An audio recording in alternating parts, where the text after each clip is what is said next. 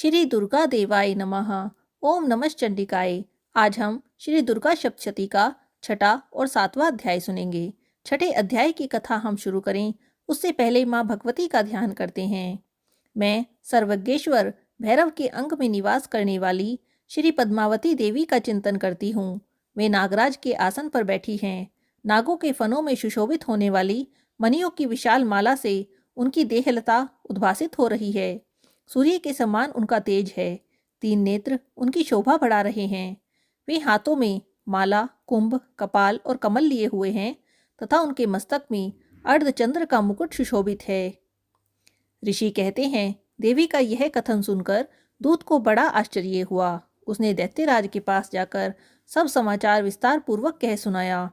दूत के उस वचन को सुनकर दैत्यराज कुपित हो गया और उसने दैत्य सेनापति धर्मलोचन को बुलाया और उससे कहा, धर्मलोचन, तुम शीघ्र अपनी सेना को साथ लेकर जाओ और उस दुष्टा के केश पकड़कर घसीटते हुए उसे बलपूर्वक यहाँ ले आओ। उसकी रक्षा के लिए यदि कोई दूसरा खड़ा हो, वह देवता, यक्ष, गंधर्व ही क्यों ना हो, उसे अवश्य ही मार देना। ऋषि कहते हैं, शुंभ के इस प्रकार आज्ञा देने पर वह धर्मलोचन दैत्य 60,000 असुरों की सेना को साथ लेकर वहां से तुरंत ही चल दिया। वहां पहुंचकर उसने हिमालय पर रहने वाली देवी को देखा और ललकार कर कहा, अरे तू शुंभ निशुंभ के पास चल।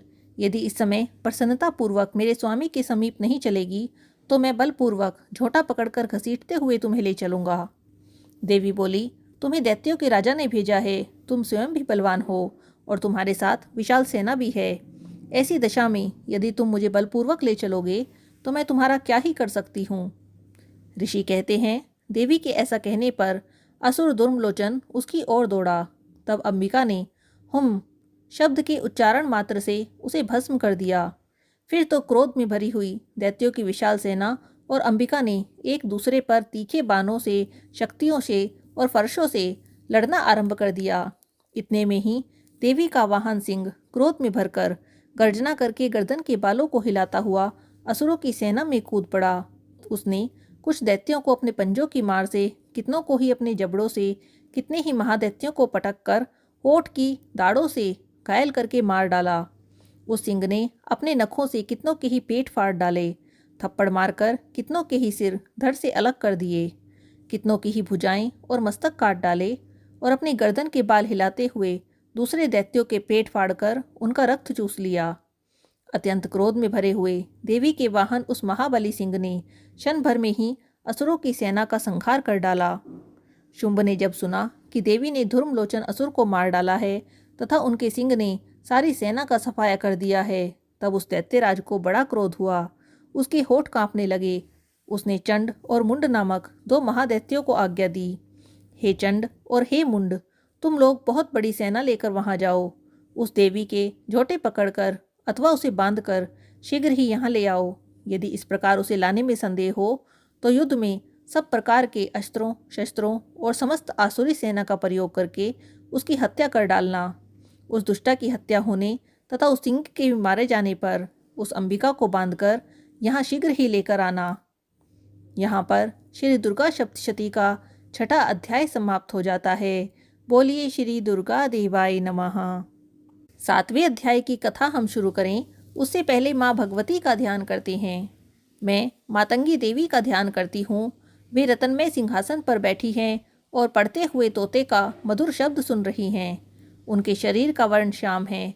वे अपना एक पैर कमल पर रखे हुए हैं और मस्तक पर अर्धचंद्र धारण किए हुए हैं।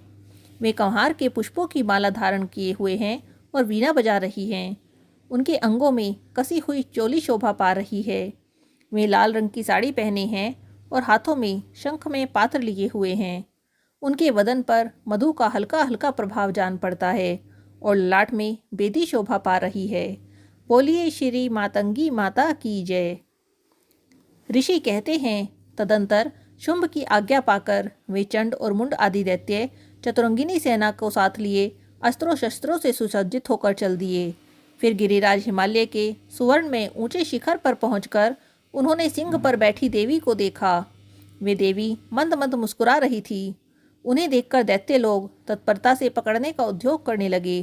किसी ने धनुष तान लिया, किसी ने तलवार संभाल ली और कुछ लोग देवी के पास आकर खड़े हो गए। तब अंबिका ने उन शत्रुओं के प्रति बड़ा क्रोध किया।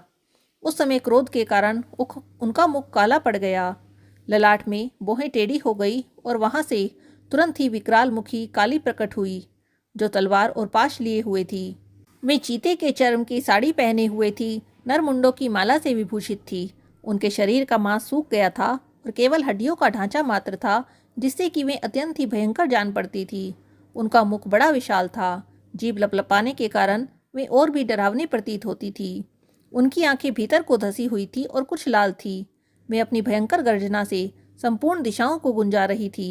बड़े बड़े दैत्यों का वध करती हुई वे कालिका देवी बड़े वेग से दैत्यों की उस सेना पर टूट पड़ी और उन सबका भक्षण करने लगी। वे कालिका देवी अंकुशधारी महावतों, योद्धाओं और घंटा सहित कितने ही हाथियों को एक हाथ से पकड़कर मुख में डाल लेती। इसी प्रकार घोड़े, रथ और सारथी के साथ रथी सैनिकों को मुख में डालकर वे उन्हें बड़े भयानक रूप से चबा डालती। किसी के बाल पकड़ लेती, किसी का गला दबा देती, किसी को पैरों से कुचल डालती और किसी को छाती के धक्के से गिराकर मार डालती। वे असुरों के छोड़े हुए बड़े बड़े अस्त्र शस्त्र मुंह से पकड़ लेती और रोष में भरकर उन्हें दांतों से पीस डालती। कालिका देवी ने बलवान और दुरात्मा दैत्यों की वह सारी सेना रोन डाली, खा डाली और कितनों को ही मार भगाया। कोई तलवार के घाट उतारे गए, कोई खड़क से पीटे गए और कितने ही असुर दांतों के अग्रभाग से कुचले जाने से मृत्यु को प्राप्त हो गए।